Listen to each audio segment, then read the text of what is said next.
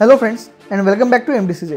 आज हम Jack Kirby के द इटर्नल्स कॉमिक्स के 11th इशू की डिटेल स्टोरी को समझेंगे जिसका नाम है the Russians are coming. Episode start करने से पहले अगर आप इस चैनल पर नए हो तो प्लीज़ जल्द से जल्द MDCZ को सब्सक्राइब करो और साथ ही साथ बेल आइकन को भी प्रेस करो, तभी आपको हमारे हर नए वीडियोज़ के अपडेट्स टाइम पे मिलेंगे।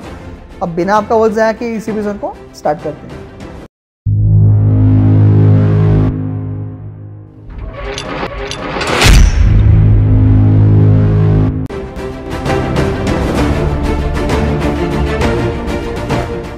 हमारे लास्ट वीडियो एपिसोड में हमने देखा था कि ज़ूरस ने यूनिफायर मशीन को एक्टिवेट किया और सभी इटर्नल्स को बुलाया था।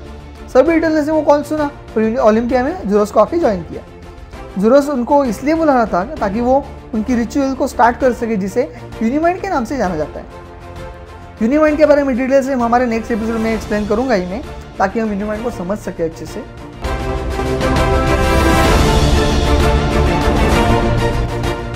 लोगों को समझ नहीं आ रहा था कि ज़ूरस ने उन्हें आखिर किस वजह से बुलाया है।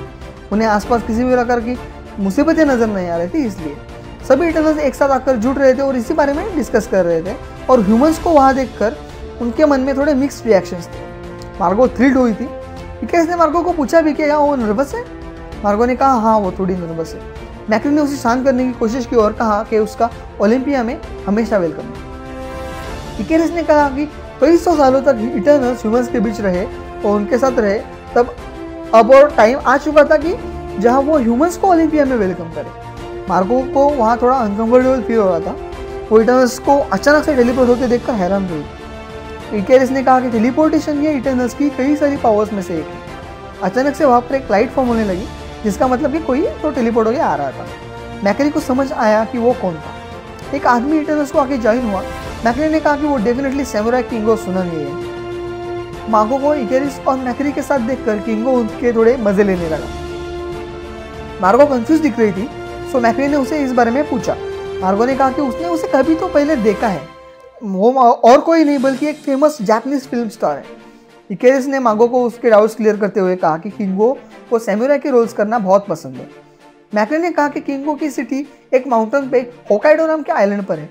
अचानक कोई इकेरिस, मार्गो और मैकरी का नाम लेके चिल्लाने लगा जोर जोर से। सर्सी प्रोफेसर सैम होल्डन के साथ वहां पर आ गई थी। सर्सी ने कहा कि यूनिमाइंड की रिचुअल को विटनेस करना ये होल्डन के लिए बहुत ही हेल्पफुल रहेगा। होल्डन ट्रैवलिंग के एक्सपीरियंस से थ्रिल्ड हो चुका था। मार्गो ने सर्सी से पूछा कि उसने टेलीपोर्ट करने से पहले होल्डन को क्यों नहीं बताया। उसे शायद ये मजाक ही लग रहा होगा ना। ऐसा लग रहा था कि मार्गो को सर्सी इतना ज़्यादा पसंद नहीं थी, या फिर ऐसा भी हो सकता है कि होल्डन के लिए वो ज़्यादा परेशान थी। इसलिए सर्सी को होल्डन के चेहरे पर उसका सरप्राइज लुक देखना था। होल्डन ने भी कहा कि इतना ज़्यादा डिस्टेंस सिर्फ एक बार आग झपकते ही खत्म करना ये उसके लिए बहुत बढ़िया एक्सपीरियंस था। इकेरिस ने कहा कि ह्यूमंस को इटर्नल्स के तौर तरीके सीखना थोड़ा मुश्किल है। उसने सबको यूनिमाइंड रिचुअल ज्वाइन करने के लिए कहा क्योंकि ज़ूरस उनका इंतजार कर रहा था। मार्गो इकेरिस का मजाक उड़ाने लगी और उससे पूछने लगी उसकी फैमिली कहाँ है, वो क्यों नहीं है यहाँ पर। इकेरिस ने कहा कि सबने ये कॉल सुना है और उसकी फैमिली ज़ूरस के इस कॉल को रिस्पॉन्स देने में कभी भी फेल नहीं होगी। मार्गो को इकेरिस के फैमिली के बारे में कोई आइडिया ही नहीं था। सर्सी ने कहा कि इकेरिस उसके फैमिली में सबसे बेस्ट। इकेरिस ने कहा कि पोलर इटर्नल्स कभी भी जेंटल नहीं होते, वो सब एक स्ट्रांग माइंडेड होते हैं। इन शॉर्ट अगर देखा जाए तो इकेरिस उसके फैमिली के बारे में अच्छा ही कर रहा था, लेकिन तभी सर्सी ने उसकी फैमिली को बुली बॉयज के नाम से रेफर किया। ये क्यों किया वो आगे हमें समझ आ जाएगा।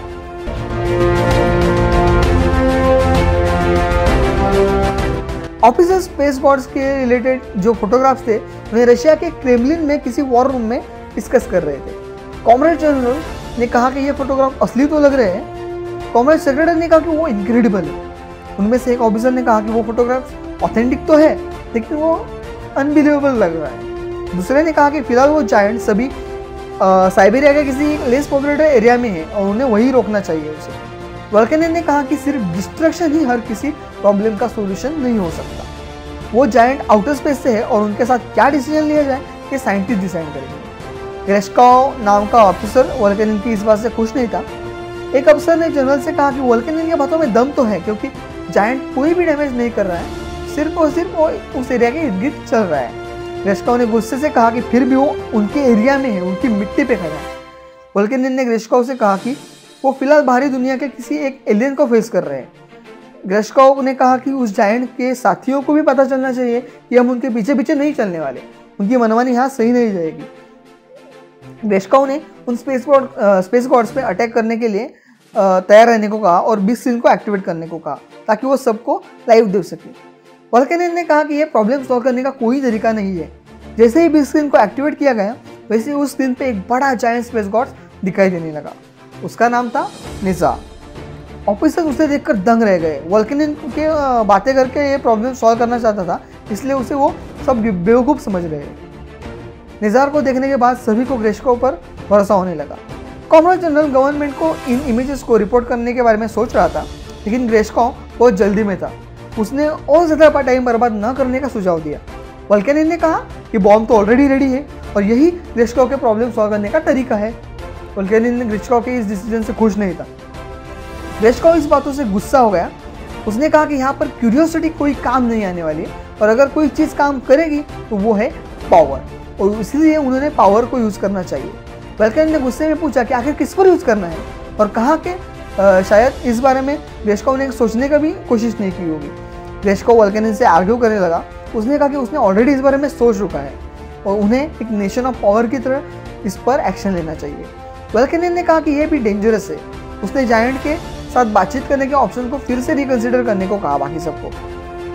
सेक्रेटरी ऑफ गवर्नमेंट आया और उसने कहा कि यह पॉसिबल नहीं है। उसने जनरल ग्रेस्काउ के हाथों में पूरी अथॉरिटी दे दी। ग्रेस्काउ ने कहा कि फिर तो उसका डिसीजन ऑलरेडी तय है और अब वो अटैक करने जाएंगे। अचानक वोल्केनियन ने कहा कि अब उसकी यहाँ कोई ज़रूरत नहीं है और उसकी एक और इम्पोर्टेंट अपॉइंटमेंट भी है। वोल्केनियन उस वॉर रूम से निकल गए। एक अफसर ने वोल्केनियन को कहा कि अगले रूम में उसके दोस्त का इंतज़ार कर रहे हैं। वोल्केनियन ने उस अफसर को से उसके पायलट को कॉल करके टेक ऑफ के लिए तैयार रहने को कहने को कहा। 2 और ऑफिसर्स ने डिपार्चर के लिए वोल्केनियन को ज्वाइन किया। उसमें से एक ने कहा कि वोल्केनियन ऐसे दिख रहा है जैसे उसने कोई अपना मेडल ही खो दिया हो। वोल्केनियन जवाब देते हुए कहा कि अगर उसने कोई चीज़ खोई है ना आज, तो एक बड़ा कॉन्सिक्वेंसेस खोया है। उन्होंने टेक ऑफ कर लिया। कुछ वक्त बाद अचानक उनका हेलीकॉप्टर वैनिश हो गया और वो ओलंपिया सिटी की ओर बढ़ने लगे। उनमें से एक ने कहा कि ह्यूमंस पागल है और सभी प्रॉब्लम्स को सिर्फ उन्हीं की नज़र से देखते हैं। वोल्केनियन ने कहा कि वो इस प्रॉब्लम से दूर नहीं जा सकते। उसे भरोसा था कि ओलंपिया में भी उनको इसी शायद प्रॉब्लम से फेस करना है। थोड़ी देर बाद सभी ने अपना इल्यूजन खत्म करके उनके ओरिजिनल फॉर्म में आने का डिसीजन ले लिया। उन्होंने अपना अपीयरेंस चेंज किया और वो सब अपने इटर्नल्स फॉर्म में आ गए। वोल्केनियन, जिसका असली नाम था वोल्किन, उसने कहा कि ह्यूमंस में एक हाई रैंक ऑफिसर बनने से इटर्नल्स बनना बहुत अच्छा लगता है उसे। उसने कहा कि ड्रूक उससे सहमत नहीं होगा। ड्रूक ने कहा कि वोल्किन का बेटा होना उसके लिए एक ऑनर की तरह है, लेकिन उसे मेजर बने रहना ज़्यादा पसंद है। अगेना ने ड्रूक से कहा कि ड्रूक को सबसे ज़्यादा कुछ पसंद है तो वो है एसिसिन को ट्रेन करना। वोल्किन ने कहा कि वो सब रशिया को गलत एटॉमिक कन्फ्रंटेशन से बचाने की उनकी हेल्प करते हैं। उसने कहा कि वो कभी भी अपने स्किल्स को बढ़ावा नहीं करता। एगेना ने उसे कहा कि उसके स्किल अभी भी ओलंपिया में बहुत ही यूजफुल ठहराते हैं। वोल्किन ने जार्किन को क्राफ्ट को टेलीपोर्ट करने को कहा ताकि वो सब न्यूमैंड को ज्वाइन कर सके। कुछ ही पलों में ओलंपिया आकर पहुंच गए वो। बाकी इटर्नल्स ओलंपिया मेडिटेशन कर रहे थे और इन लोगों ने उनके मेडिटेशन को इंटरप्ट करने का प्लान किया। उन्होंने अपना क्राफ्ट उन इटर्नल्स के बीच में से उड़ाया। अब हम समझ सकते हैं कि सर्सिनी ने ब्यूटीफुल क्यों कहा होगा। उनके अराइवल के बाद एगेना एंड जार्किन इटर्नल्स के ग्रुप के बीच उनसे बदतमीजी से पेश आने लगे। उनमें से एक ने अगेना के अगेंस्ट खड़ा रहा। वो अगेना सामने आया और उसने एक तगड़ा बंच उस इटर्नल पे रख के लिए। उसके बाद वो दोनों ग्रुप्स आपस में लड़ने लगे। एगेना एंड जार्किन ने उन सबको पंच मारना, उन्हें पीटना स्टार्ट किया।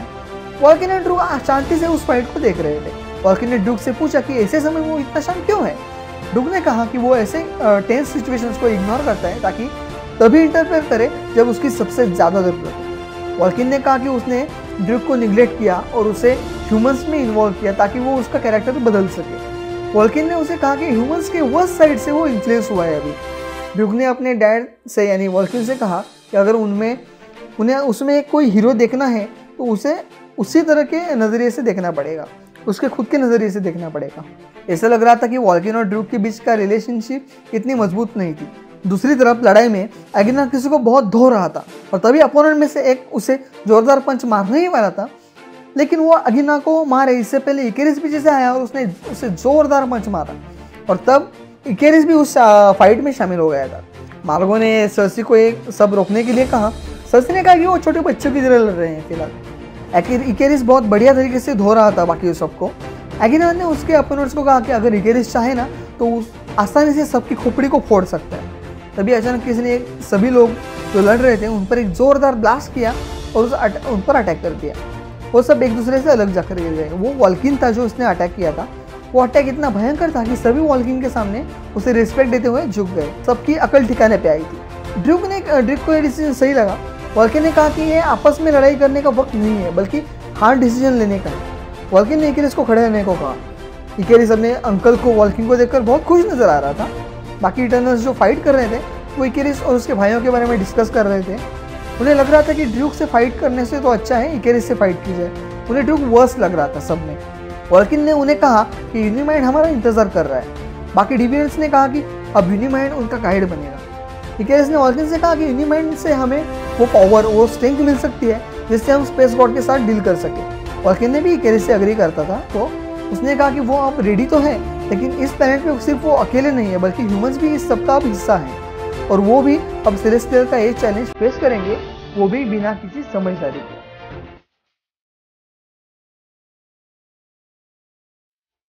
रशिया में मिलिट्री ने अपनी बड़ी मिसाइल साइलो में लोड की थी। अफसर ने बाकियों को वार्न किया और कहा कि कवर लेने को, क्योंकि काउंटडाउन अभी शुरू ही होने वाला था। जनरल ग्रेशकॉव को इन्फॉर्म किया गया कि वो अब टारगेट पे है और 5 मिनट में इम्पैक्ट हो जाएगा। ग्रेशकॉव बहुत इम्पेशेंट था। उसने काउंटडाउन शुरू करने का ऑर्डर दिया। उन्होंने काउंटडाउन स्टार्ट कर दिया। निज़ार की ओर मिसाइल फायर कर दी गई। ग्रेशकॉव सिंह पर से अपनी नजर हटा नहीं रहा था ताकि उसे वो अटैक का रिजल्ट देख पाए। मिसाइल अभी निज़ार को हिट करने ही वाली थी लेकिन फिर भी निज़ार पर कोई उसका असर नहीं दिख रहा था। वो शांति से वहां पर खड़ा था। निज़ार को ह्यूमंस की इस एक्शन को देखकर उसके लिए खराब फील हुआ। ह्यूमंस उनके लिए लाइफ की जजमेंट में इस तरह से फेल हुए थे। निज़ार का सैडनेस किसी एनर्जी में कन्वर्ट हो गया। बॉम्ब निज़ार के पास जाके पहुंच गया लेकिन उस एनर्जी की वजह से उस बम ने यूटर्न मारा और वो उसकी फायरिंग पोजीशन की ओर निकल पड़ा। ये देखकर वॉर रूम में सब के सब बहुत घबरा गए थे। वो सब डरने लगे। जैसे जैसे वो मिसाइल उनके क्लोज आ रही थी वैसे वैसे इन सब की फटी जा रही थी। उन्हें अपनी मौत का डर सताने लगा। लेकिन यहाँ भी एक ट्विस्ट है। यह सब सिर्फ और सिर्फ एक इल्यूजन था और यह है स्पेस गॉड्स की पावर। एक्चुअली वो मिसाइल कभी फायर हुआ ही नहीं था और अभी भी वो अपने ट्रिगर होने का इंतजार कर रहा है। लेकिन ग्रेशकॉव और उसके लोगों को यह पता नहीं था और इस वजह से वो सब के सब कार्डियक अरेस्ट में चले गए। और यहाँ पर हमारी 11th इशू की स्टोरी खत्म होती है। और अब अगला एपिसोड बिल्कुल भी मिस मत करना क्योंकि बहुत ही एक्साइटिंग होने वाला है। फाइनली अब हम यूनिमाइंड के बारे में जानने वाले हैं। अगर आपने अभी तक एमसीसी को सब्सक्राइब नहीं किया जल्द से जल्द एमसीसी सब्सक्राइब करो और बेल आइकन को प्रेस करो। सिर्फ तभी आपको नए वीडियोस के अपडेट्स मिलेंगे। और अगर आपको आज का एपिसोड पसंद आए तो प्लीज वीडियो को लाइक और शेयर करना मत भूलना क्योंकि और अपने सवाल भी नीचे कमेंट सेक्शन में मेंशन करना। मैं उसका जल्द से जल्द जवाब देने की कोशिश करूंगा। ऐसे कमेंट तो आते कहाँ हैं फिर भी सब्सक्राइब करना मत भूलो। So that's it. I will see you in the next video. Till then go enjoy your life and be safe.